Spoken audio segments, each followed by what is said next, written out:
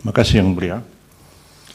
Sebelum menanyakan, saya ingin mengklarifikasi ucapan Saudara Lutfi Yazid. Bisa dikontra dengan pertanyaan, mungkin dikantarkan Yang Mulia. dari angle yang lain. Ya.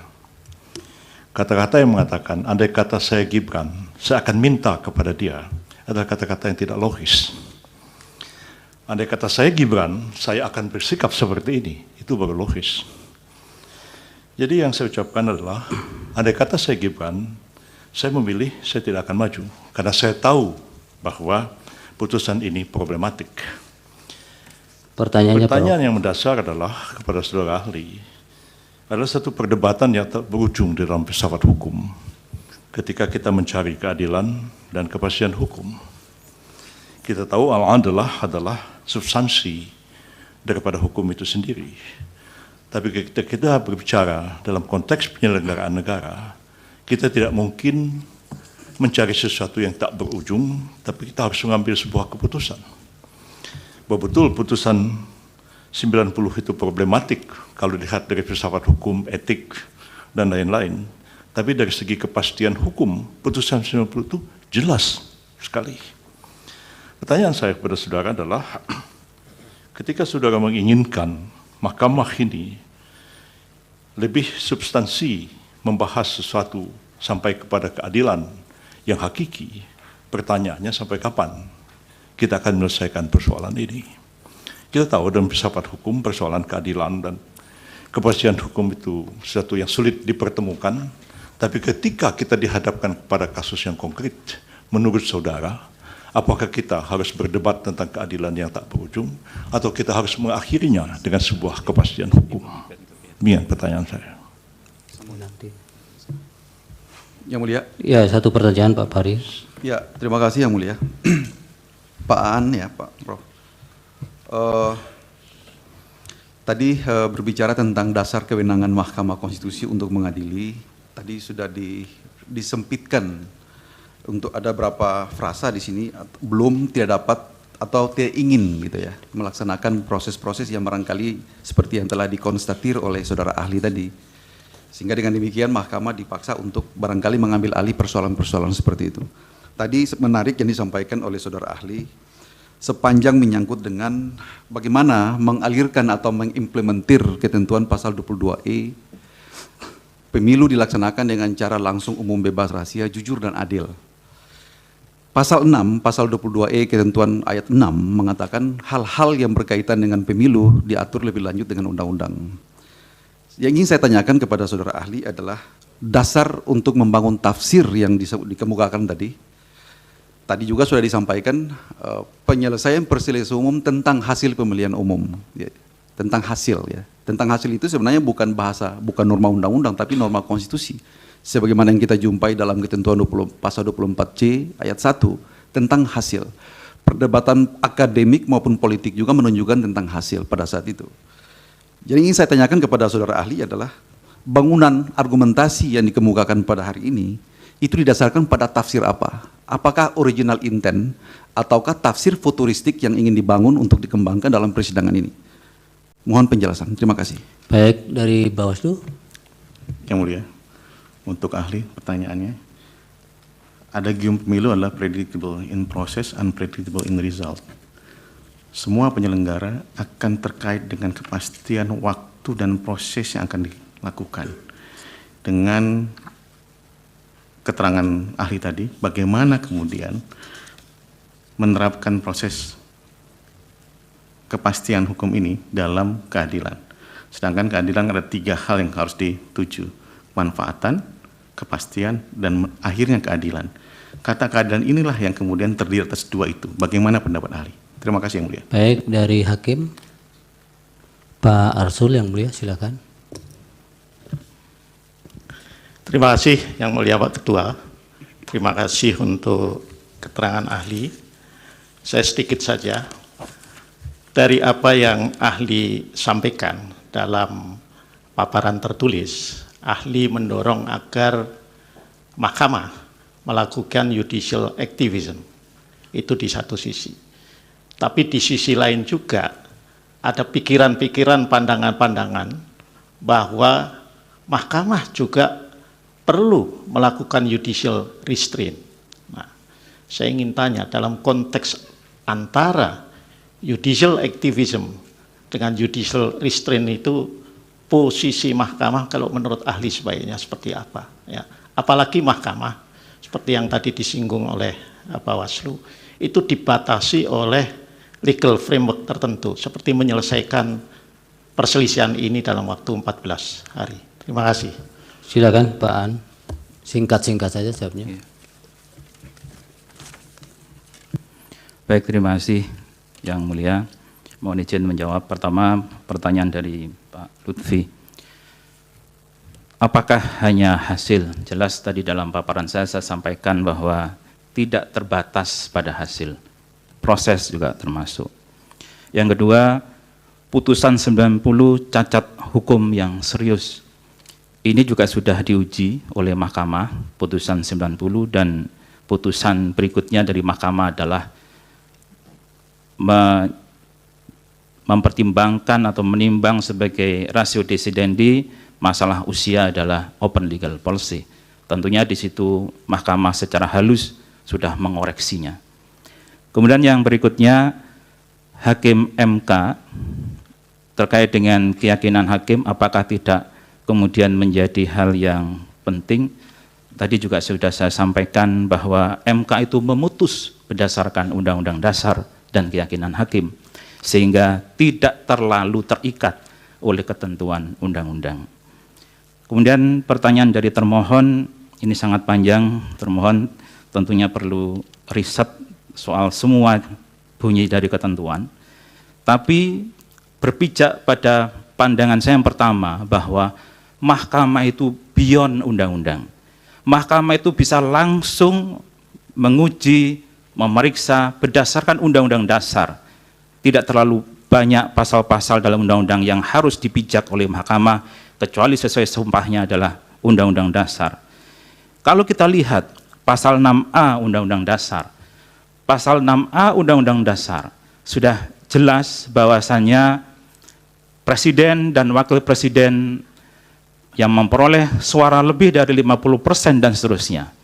Ini memang menyebut angka, tidak mungkin tidak menyebut angka, karena adalah suatu pemilihan dan vote satu suara dihargai oleh negara. Tapi persoalannya adalah mahkamah harus memastikan suara yang diberikan ini harus sesuai dengan 22E Undang-Undang Dasar. Harus sesuai dengan azas-azas pemilu, sehingga membaca 6A tidak terlepas dari 22E. Boleh angka sebagai suatu perlombaan, suatu kontestasi untuk memperoleh sebanyak-banyaknya, tapi angka sebanyak-banyaknya itu harus diperoleh dari prinsip-prinsip yang mengalir dari pasal 22E ayat 1 Undang-Undang Dasar 45. Yang kedua, dari pihak terkait. Bagaimana menempatkan keadilan dan kepastian hukum ini? Mohon izin mahkamah kalau diperkenankan, mungkin slide tadi yang belum sempat saya baca, tapi sepertinya ada di situ jawabannya. Kalau boleh ditampilkan. Iya, bisa sambil dinarasikan. Baik. Silakan. Yang judulnya dalam slide ini terkait dengan unwilling dan unable. Memang kepastian hukum itu menjadi sangat penting, apalagi dalam sebuah kontestasi. Azas yang berlaku di sini adalah ubi ius incertum, ibi ius nullum. Tidak ada kepastian hukum, maka tidak ada hukum. Dan memang benar, semuanya harus ada akhirnya. Litis finiri oportet. Disinilah peran Mahkamah Konstitusi untuk menciptakan kepastian hukum itu dan untuk mengakhiri perkara-perkara atau masalah-masalah yang berkembang.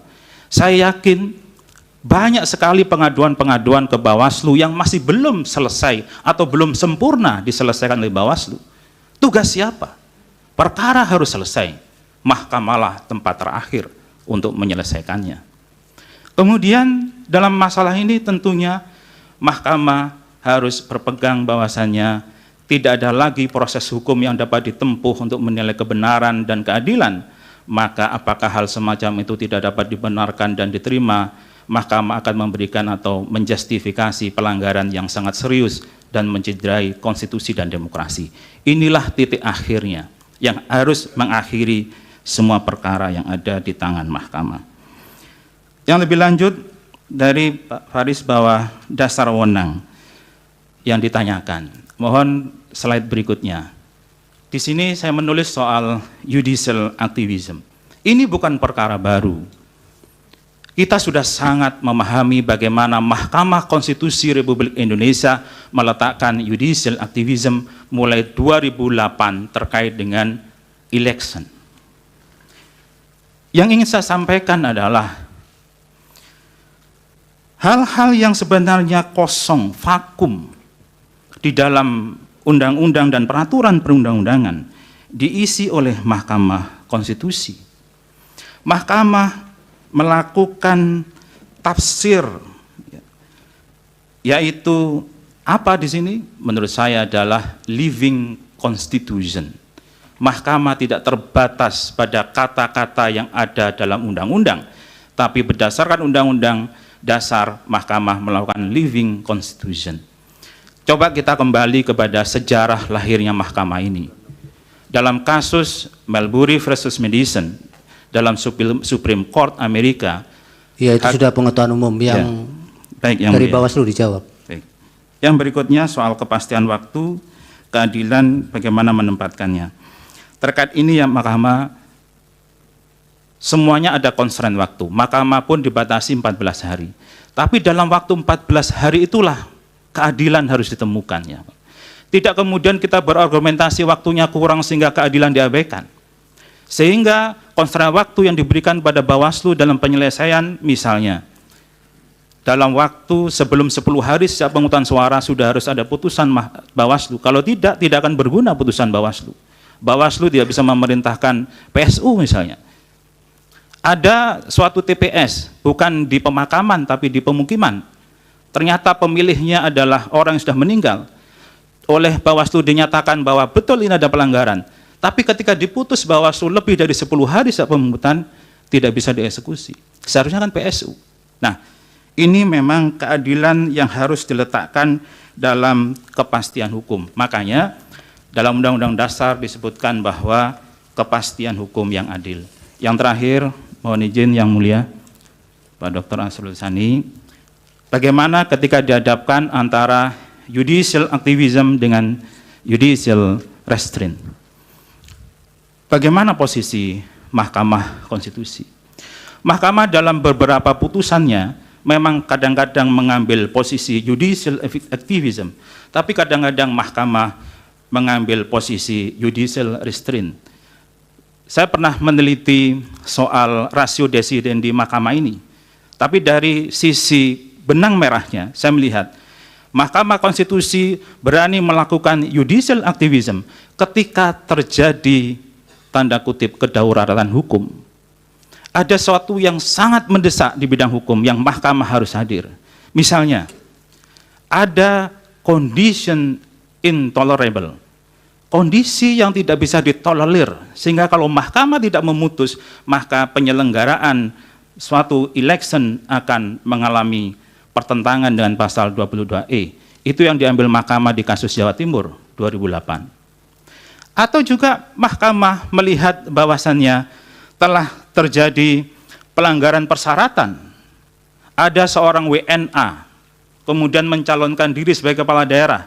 Kalau Mahkamah tidak hadir, hanya mengandalkan bahwa prosesnya sudah selesai, seharusnya Bawaslu dan KPU menyelesaikan di tingkat bawah, tetapi tidak jalan, Mahkamah hadir untuk memutus bahwa diskualifikasi. Tidak mungkin kepala daerah itu warga negara asing. Tidak mungkin kepala daerah itu belum waktu 5 tahun setelah dipidana, kemudian menjadi kepala daerah. Tidak mungkin kepala daerah ketika hukumnya masih lama, mantan terpidana. Ini Mahkamah hadir dalam posisi-posisi yang intolerable. Ya, Pak, Anda cukup. Terima kasih. Yang ya.